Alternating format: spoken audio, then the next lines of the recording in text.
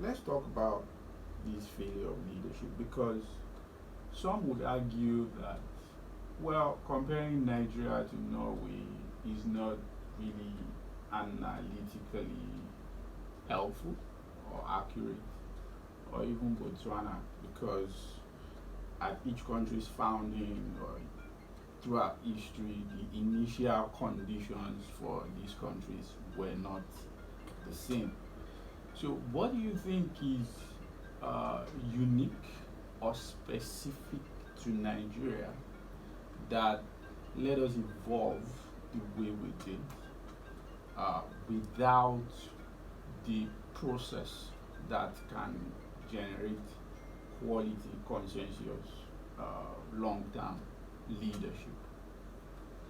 Well, I think that Nigerians like to make excuses for all of our errors.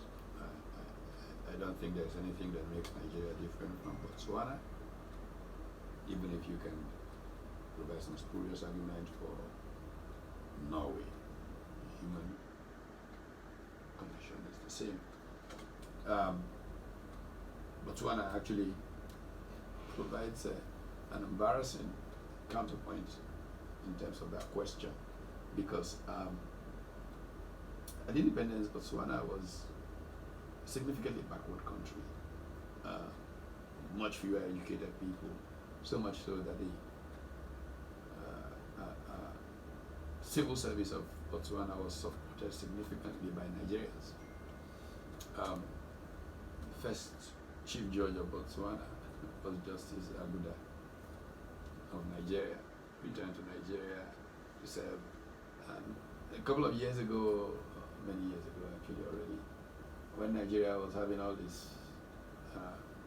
funny crisis, central banking mismanaging things, I think the Nigerian Economic Summit Group invited the governor of the Central Bank of Botswana, a lady, to come and show us how they do it.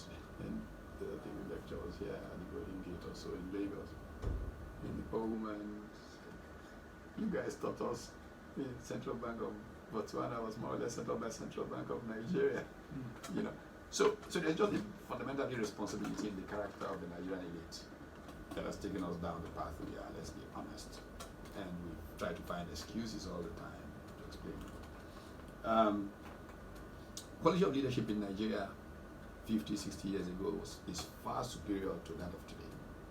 So if you're talking about comparing with others, let's compare with Nigeria. In the 50s, when self-government came, the new leaders of Nigeria, one of the first things that they realized was that Nigeria was significantly disadvantaged in terms of creating jobs for the development of its people. And that disadvantage came majorly from the fact that colonial government's purpose was not to develop the country, it was to create opportunities for extraction of raw materials for export to the metropole. So when between 56, 57 self-government came to Nigeria, new Nigerian leaders were looking for what to do to provide lots of jobs, grow the economy. Clearly industrialization was a path to follow.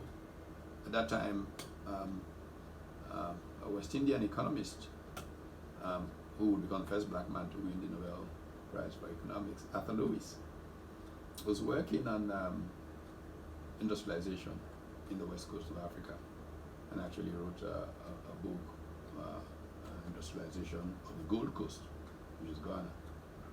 And Arthur Lewis essentially drew on the work of Raoul Prebisch. Raoul Prebisch was then the Executive Secretary of the Economic Commission for Latin America. He would go on to become the first Director General of one time. The Prebisch thesis is what generally came to be known as the import substitution industrialization strategy. And that was a prescription generally offered around. The new leaders in Nigeria quickly thought industrializing and, of course, turned to the Prebisch thesis. The premier of Western region quickly decided to demarcate an area in Western region into an industrial park or industrial estate.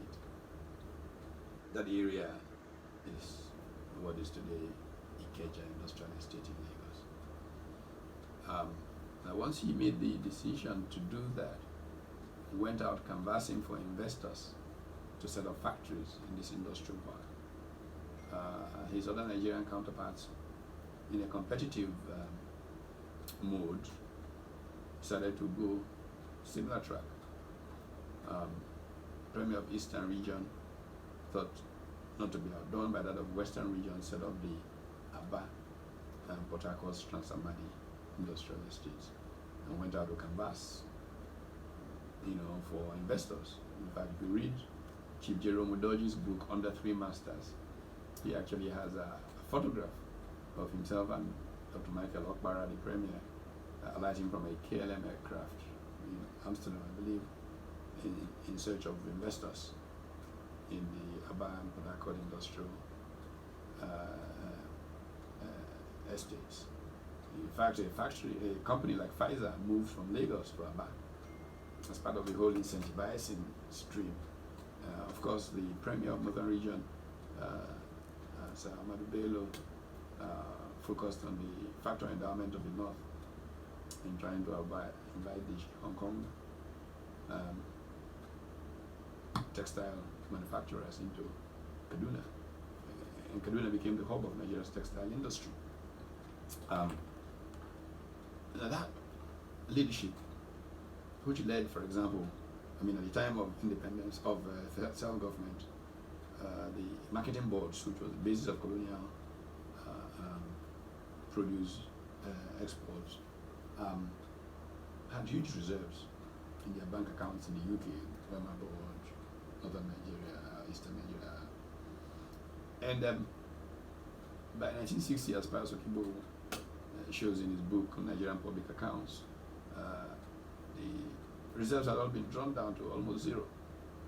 And of course, a trick question for MBA students: what do you think happened to the money in the current